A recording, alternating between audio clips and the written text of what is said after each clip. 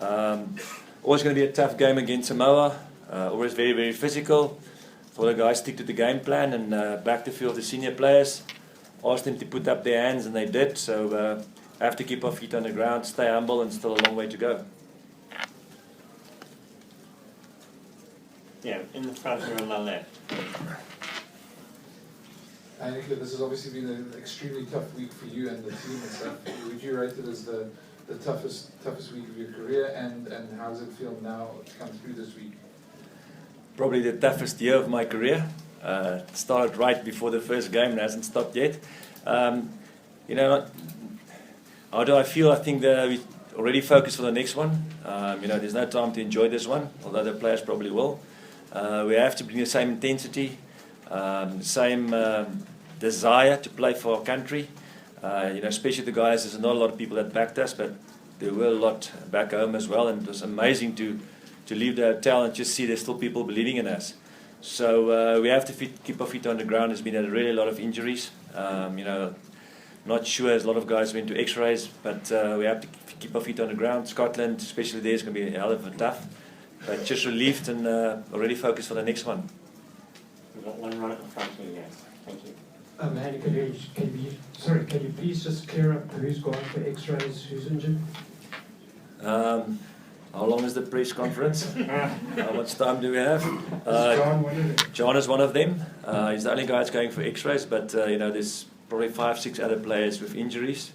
It seems it's his other jaw, but yeah, just hope and pray that he's right. So there's a long list. I don't want to let myself out. We'll as soon as possible send the list out, and the doc is looking at everyone now. Tomorrow. Just here on my left-hand side at the front. Yeah, go ahead. Bonjour Heyneke. Bonjour. Bonjour. It looks like you want to put far beyond you what happened the next week and this game and go forward. Can you explain to us what is the next step for your team? Yeah, no, it's not good enough to have one performance like that. I think the thing that I'm proud of is obviously we scored 6 tries, but I'm the proudest of our defence, you know, not to concede. Samoa is a quality side. We were maybe lucky at times. I think we stick to the right game plan, and they couldn't go forward. But you know, the thing I'm proudest of is the players put their bodies on the line. I'd say there's so many injuries, and you have to do it week in and week out. So we're going to need a whole squad.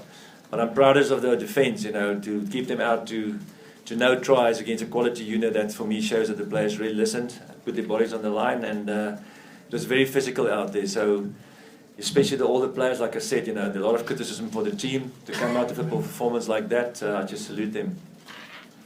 Over on the left-hand side against the wall. Yes, a question for Victor. You came off and you gave a thumbs up to the South African fans. You got some great backing before the match and during. How special was the support you got from the fans today? Yes, I must just say, like the coach said, it's one of the toughest weeks in a Springbok team for myself and for all the players, but it's probably the most messages that I got ever in my life playing for the Boks. There were so many positives coming through and guys sending you almost inspirational stuff. So it was just unbelievable. And like the coach said, when we went out of the hotel, there was people clapping for us. When we arrived at the stadium, the people went crazy. So we know there's a lot of very loyal Springbok fans out there, and we know that we disappointed them last week, and we're very happy that we could set things right tonight. But like the coach says, one game. We still in exactly the same position than what we were before this game. So another big week for us. Yeah, just here on my right-hand side. What was more pleasing, was tries scored or the fact that you guys stopped them from actually scoring tries? No, it also always says that attack put bums on seats, but defence win trophies. And you know, last week, and I don't want to keep on referring, I put it, but that will be a tick on my name for the rest of my life. But that will motivate me to just be true to myself. But you know, to not give away the tries for me shows what is that's World Cup rugby. If you look at the finals, it's all about defence and playing the right game plan. But I must say, one of the pleasing things for me, and I know it's the purist out there will probably like that, but not the rest of the people.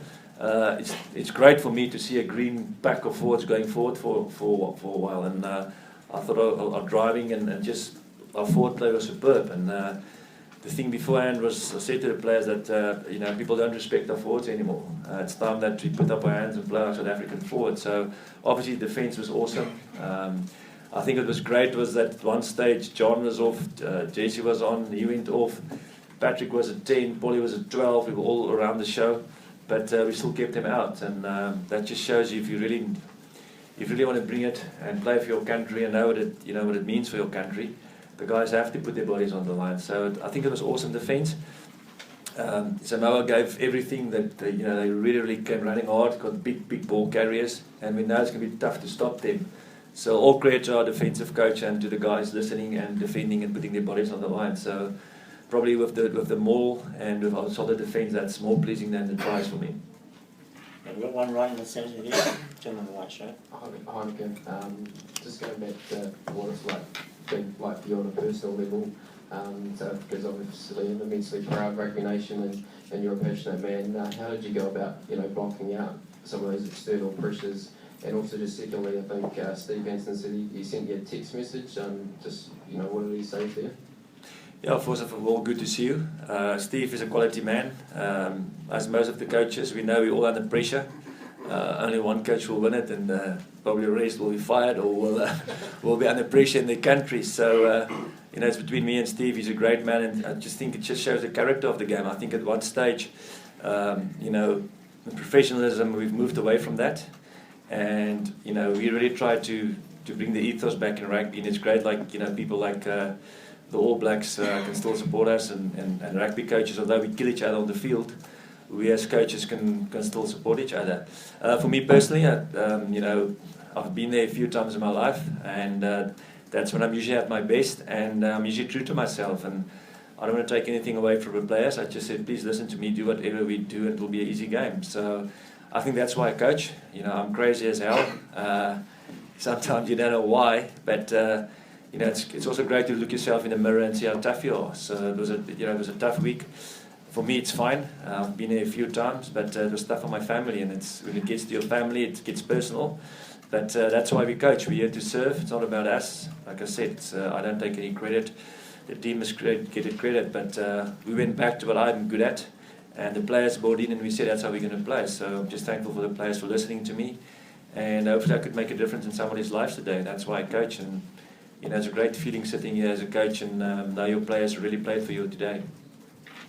We'll just go down the back first, yeah. Victor, it was a great response today, but it seems to be the case for the last year where it's taken a setback to produce a response like that. So why is that, and do you think you can find some momentum from here? Well, like I said, we're in exactly the same situation as last week. So, like the coach said as well, he brought his craziness and what he brings to the team, and he was just fantastic this week. And it's so easy to follow him if he gets into that zone. So I'm sure we're going to be in that same zone this weekend, and we're just going to take it game for game. This game is almost behind us already. We've got a huge game against Scotland. They were very good in the first week, so we need to start on Monday morning early, put in the hard work, get ourselves mentally ready, and there's only one game for us that matters, and that's the game against Scotland now, so all the focus will go into that again. So just in front of me here? Yeah. Victor, you talked about the support you got from back home, but today, not for the first time, a South African fan is getting a lot of attention for coming onto the pitch. What are your feelings when you see that happening, and is there any message you want to give to fans tempted to do that kind of thing? Yeah, I think, again, we're a proud nation, proud for what we stand for, so it's always a pity when you see that, guys coming onto the field. Again, you can't blame all the fans. It's one guy that is stupid things. So, but normally our fans is fantastic. So let's stay off the pitch, support the team in the right way, and do the things the way we want to do it. Over on my left-hand side. Heyneke, Etzebeth made an impression right from the first kick-off. Can you just talk about his performance a little bit for me?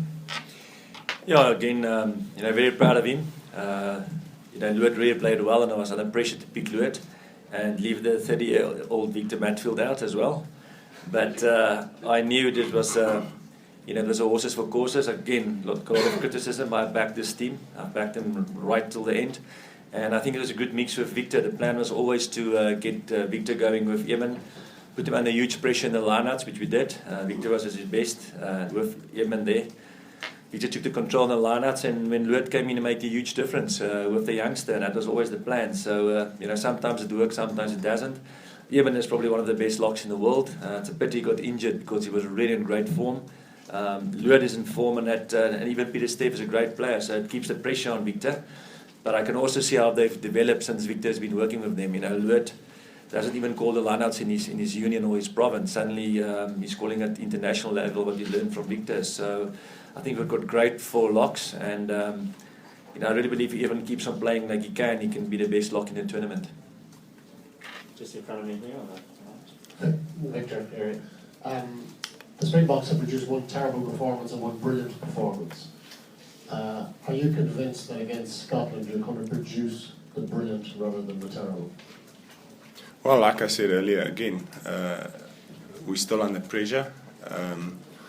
And whenever the Springboks are under pressure, Coach Heyneke has got the story about charcoal under big pressure becomes diamonds, and that's what the guys showed today, and we're still under the same pressure. So there's a lot of players with a lot of character, so they have to stand up this week again, and we'll probably need to be better this week coming against Scotland. They're a very good team, they play very well, so again, I think the guys will be there. On my left-hand side. Victor, une question pour toi, je sais que tu parles français un peu. A question for you. Scotland is far away from here. Can you talk about the week? Heyneke Meyer trusts the senior player. You should have a meeting with all the senior players. What will you set together to put the team forward, please? Yeah, we didn't set as senior players. Myself and John had a good meeting with the coach about almost everything in the team, and we went through everything, and the coach said how he want things to be done in the week leading up to the game and in the game itself. And I think, again, like I said, I've played for Coach Heyneke, and my wife always say I'll walk through fire for him, and that's what I'm playing against because of him. But I think if he takes command like he did this week, it's so easy to follow him. We had a big meeting with the whole team. We got everyone together, and we just said what it means to play for the Springboks again. And I think that show tonight, it means the world to every guy in a Springbok jersey, and that's how we want to perform. But again, one performance isn't good enough. We've got a big week ahead of us, focusing on Scotland, putting everything into this week as if it's a World Cup final, and go and give a good performance again. And we have time for 2 more questions. One here and one over here. One for Heyneke, Matt Wilson from the Daily Mail. Yesterday your captain really articulated rather well the role that the Springboks play in modern South Africa. In some ways, given the sort of pressure they were under today, in some ways are your players, do they carry an almost greater burden of responsibility than any other team in the tournament because of what the Springboks mean to the country? And when you've got your captain saying things like, this could break the country apart, these kind of statements. Yeah, it's a very good question. I can't speak for the other countries. I think every single country is really proud of their team. Even Samoa tonight, really put everything they could get into this performance for their country. Every single country is proud. I think New Zealand as well has also got pressure. But obviously, we're a country that needs hope.